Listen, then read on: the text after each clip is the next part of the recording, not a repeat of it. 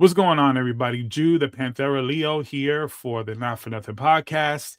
And boy, I want to discuss the Draymond Green, Charles Barkley situation. I know it's a little bit of a follow-up of what was going on with Austin Rivers, but I think this is really important because I do feel like Draymond's taking a whole bunch of heat. And, he kind of deserves it. And I think he's been in many ways, he seeks out the attention. But I think in this particular case, I think some of the context was lost. And I know in media how it works, right? You take a bunch of sound bites and then people react to it and it becomes viral and everyone's a little bit crazy over it. But I think there's a lot more context to this conversation, a lot more nuance than what the sound bites and some of the reactions have been. So I wanted to go ahead and share that. So let's take a look.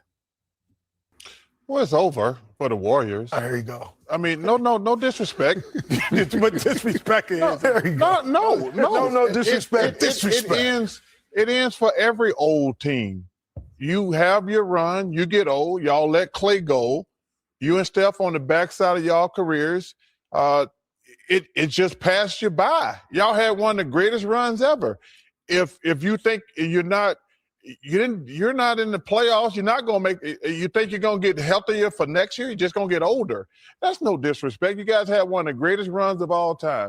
If you want to compete, you're going to have to leave there. If Steph wants to compete, he's going to have to leave there. You're going to have to make that decision. What if they bring the right pieces in? They can't bring the right pieces. Why? Because they don't have no cap space. Okay. They don't have any cap space. Do you believe what he's talking over here? Well, here's what I would say. We had to hug for a reason, right? Like, we're not – because it's over. We're not oblivious. Yeah. So, like, this could be the end. That's the thing that makes me laugh. It ended for Larry Bird Celtics.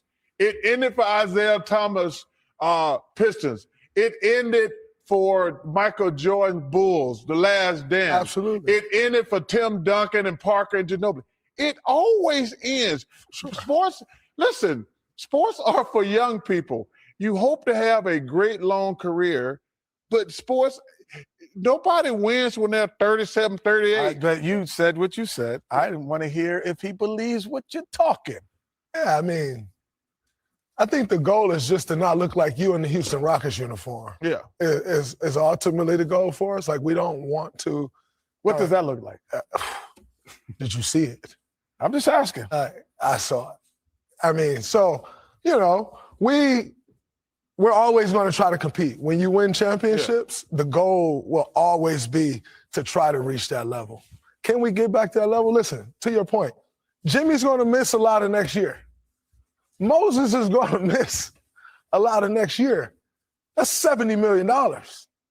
$75 million of a $160 million payroll. So it's going to be tough. But make no mistake about it, the goal will always be to compete at a championship standard level. Whether we win a championship or not, I think as you get older, you have to redefine what's success, right? Still the most sellouts in the NBA. Still the most national TV games in the NBA. And you just want to give yourself a chance. Okay, so you heard it right there from Draymond Green and Charles Barkley. So the first thing I'm going to say is I think, first of all, Charles has been saying this a lot. He's been saying this even back in 2022 when they won the title, right? So he clearly, feels a certain way at the very least about the Golden State Warriors and, where they're at and who they are.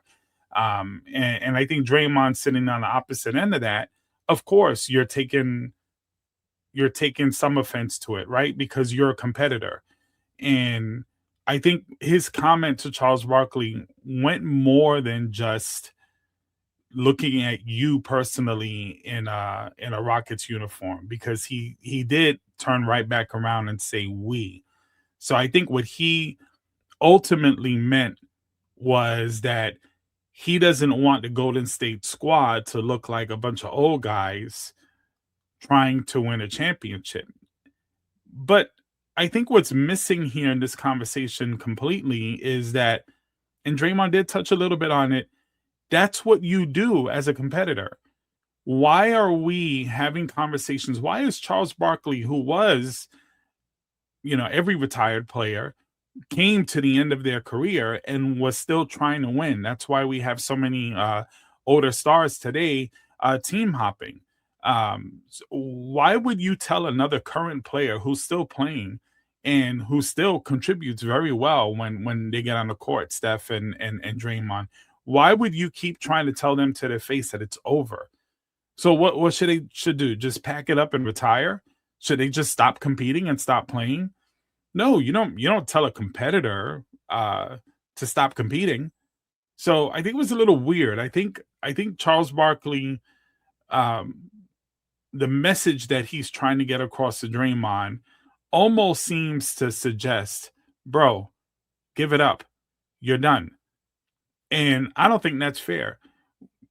I'm not the biggest LeBron James fan, but a couple of years ago we were saying that about LeBron James, and he's in the playoffs right now.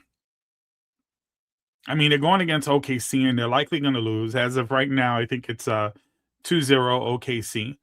But you compete. That's what you do. As long as you're able to compete and you're in the league, you compete.